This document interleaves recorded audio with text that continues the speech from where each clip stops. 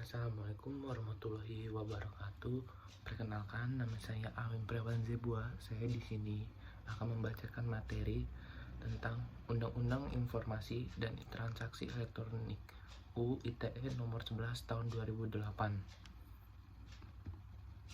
Yang pertama ada isi UU ITE, ada asas dan tujuan, nama domain HKI, perlindungan hak pribadi, informasi dokumen dan tanda tangan elektronik, perbuatan yang dilarang, peran pemerintah dan peran masyarakat, penyelenggaraan sertifikasi elektronik dan sistem elektronik, penyidikan, transaksi elektronik, penyelesaian sengketa, ketentuan pidana.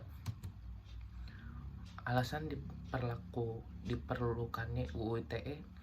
1. Pembangunan nasional, suatu proses yang berkelanjutan yang harus senantiasa tanggap terhadap berbagai dinamika yang terjadi di masyarakat. Kedua, globalisasi informasi telah menempatkan Indonesia sebagai bagian dari masyarakat informasi dunia, sehingga mengharuskan dibentuknya pengaturan mengenai pengolahan ITE di tingkat nasional, sehingga pembangunan TI dapat dilakukan secara optimal, merata, dan menyebar ke seluruh lapisan masyarakat guna mencerdaskan kehidupan bangsa. Yang ketiga, perkembangan dan kemajuan TI yang demikian pesat telah menyebabkan perubahan kegiatan kehidupan manusia dalam berbagai bidang yang secara langsung telah mempengaruhi lahirnya bentuk perbuatan hukum baru. Yang keempat, penggunaan dan pemanfaatan TI harus terus dikembangkan untuk menjaga, memelihara, dan memperkukuh persatuan dan kesatuan nasional berdasarkan peraturan per-UUan demi kepentingan nasional.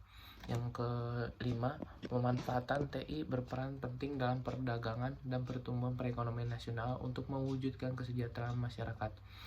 Yang keenam, pemerintahan perlu mendukung pengembangan TI melalui infrastruktur hukum dan pengaturannya sehingga pemanfaatan TI dilakukan secara aman untuk mencegah penyalahgunaan dengan memperhatikan nilai-nilai agama dan sosial budaya masyarakat Indonesia. Secara umum, materi UU ITE dibagi menjadi dua bagian besar, yaitu 1. Pengaturan mengenai informasi dan transaksi elektronik, 2. Mengenai perbuatan yang dilarang.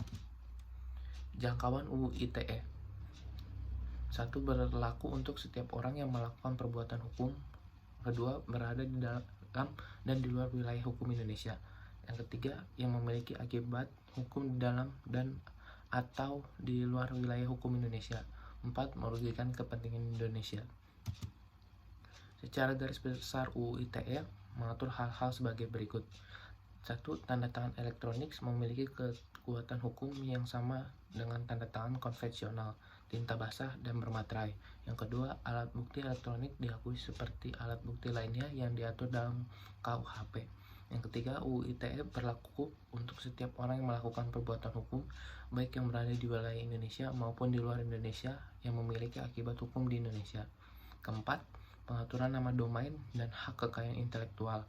Yang kelima, perbuatan yang dilarang, cybercrime, dijelaskan pada bab ke-7, pasal 27 sampai 37. Perbuatan yang dilarang cybercrime sebagai berikut. 1. Asusila, perjudian, penghinaan, pemerasan, terdapat pada di pasal 27. Kedua, berita bohong dan menyesatkan, berita kebencian dan permusuhan, ada di pasal 28. Ketiga, ancaman kekerasan dan menakut-nakuti, ada di pasal 29. Yang keempat, akses ilegal, akses komputer pihak lain tanpa izin, cracking, ada di pasal 30. Yang kelima, intersepsi, penyadapan, perubahan, penghilangan informasi, terdapat pada pasal 31. Yang keenam, gangguan terhadap data, pemindahan, perusakan, dan membuka informasi rahasia, pasal 32. Yang ketujuh, gangguan terhadap sistem, virus, membuat sistem tidak bekerja atau DOS, pasal 33. Yang ke-8, penyalahgunaan alat dan perangkat, pasal 34. Yang terakhir, menjadikan seolah dokumen otentik, phishing, pasal 35. Asas dan tujuan UU ITE. Pemanfaatan TI dan transaksi elektronik dilaksanakan berdasarkan asas kepastian hukum, manfaat, kehati-hatian, itikat baik, dan kebebasan memilih teknologi, netral teknologi. Tanda tangan elektronik. Tanda tangan yang terdiri atas informasi elektronik yang dilekatkan, terasosiasi atau terkait dengan informasi elektronik lainnya yang digunakan sebagai alat verifikasi dan autentikasi. Tanda tangan elektronik memiliki kekuatan hukum dan akibat hukum yang sah selama memenuhi persyaratan sebagai berikut. A. Data pembuatan tanda tangan elektronik terkait hanya kepada penanda tangan. B.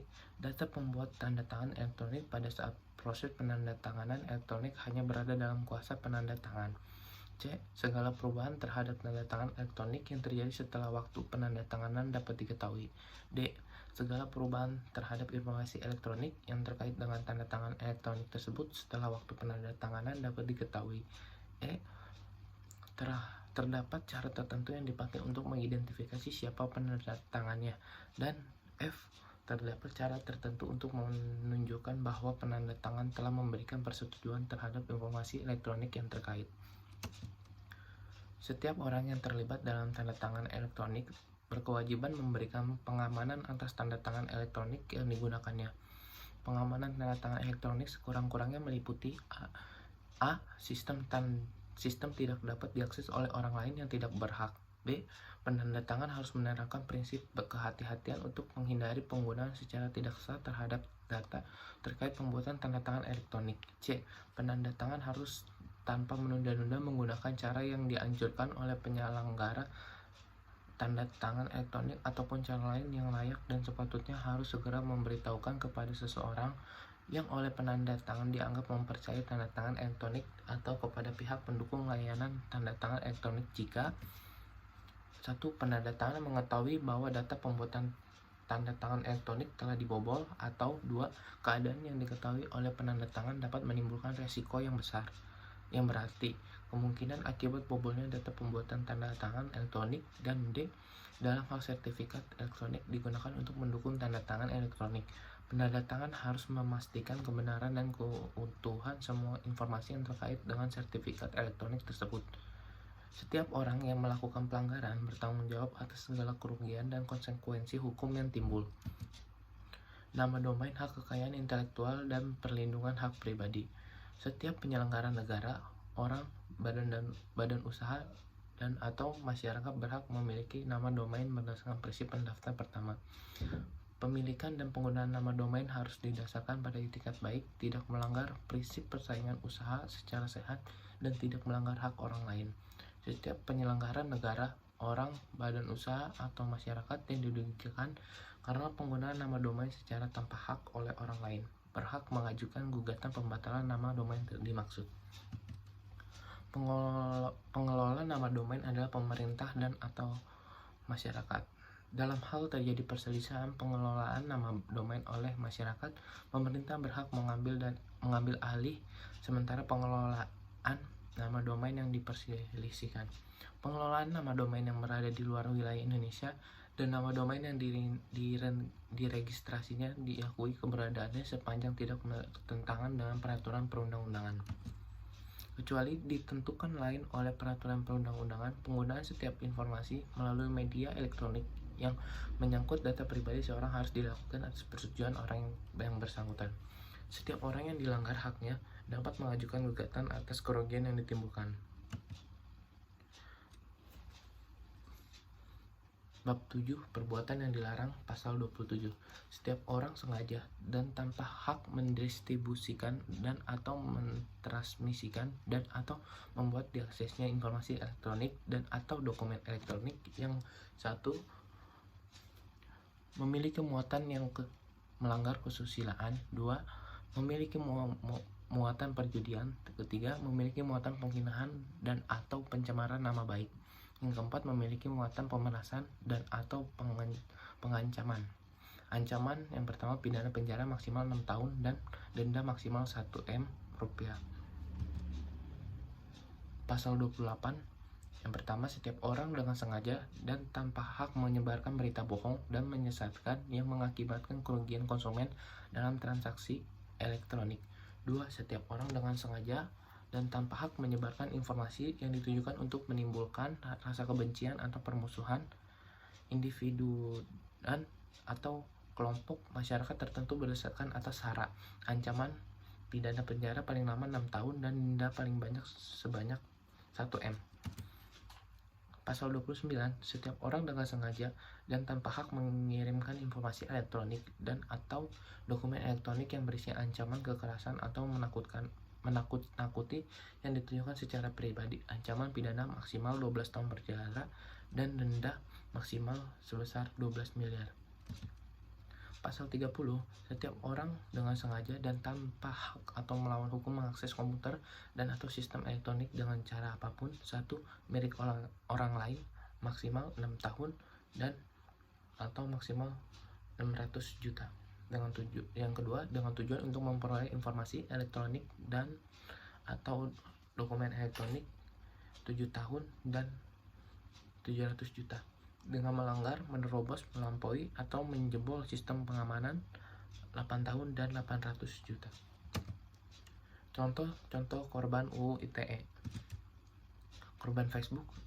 Yang pertama, Johanyan komentar di Facebook tentang dugaan korupsi sebesar 4,7 triliun di gereja Betani Surabaya terancam hukuman penjara 6 tahun dan didenda sebesar 1 miliar.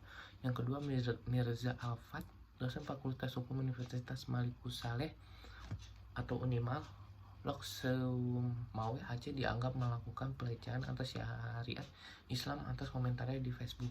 Ketiga, Alexander Aan dipenjara 2,5 tahun dan denda 100 juta rupiah karena dianggap menyebarkan kebencian agama lewat Facebook, Sumatera Barat. Yang terakhir, Yanike Venta Resti, karena status Facebooknya ia dituntut 1,5 tahun penjara, diadili di Pengadilan Negeri PN Surabaya. Alexander An di penjara 2,5 tahun dan didenda sebesar 100 juta rupiah karena dianggap menyebarkan kebencian agama lewat Facebook, Sumatera Barat. Korban melalui Twitter, SMS, dan BBM. Yang pertama, Benny Handoko mentweet mengenai tuduhan korupsi kepada Misbahkun, mantan anggota DPR dan aktivis di PKS, sempat ditahan 1 hari, kasus sedang berjalan. Kedua, Muhammad Fazrizka Mirza mentweet tentang dugaan suap Jamwas Marwan Effendi, ancaman 8 tahun penjara. Ketiga, Anton Waju Pramono SMS dengan bahasa yang kasar kepada HM Lukminto di Pengadilan Negeri Solo. Yang keempat, Muhammad Arsyad, aktivis Garda Tipikor, ditahan setelah menulis status BBM mengindikasikan korupsi Nurdin Halid. Korban blog dan lain-lain. Yang pertama, Musni Usmar, mantan ketua komite sekolah SMA 70 yang juga salah satu dosen di Universitas Islam Negeri UIN, Syarif Hidayatullah, Jakarta, menjadi tersangka pencemaran nama baik setelah menulis di blog. Yang kedua, Rahayu Kandiwati dan Siti Rubaidah, aktivis perempuan dan korban, dilaporkan Joko Prasetyo, seorang aktivis perempuan, dan Siti Rubaidah karena telah memberikan pernyataan di media massa serta dalam situs change.org. Berita Mulyasari menulis email tentang keluhan perlakuan buruk RS Omni Internasional, sempat ditahan 22 hari, dinyatakan bebas Februari 2013. Yang keempat, Doni Iswandono, penggerak dan pemimpin redaksi media online niasbangkit.com. NBC dituntut Bupati Nias Selatan Idealisme Daci terkait pemberitaan kasus korupsi di Nias Selatan.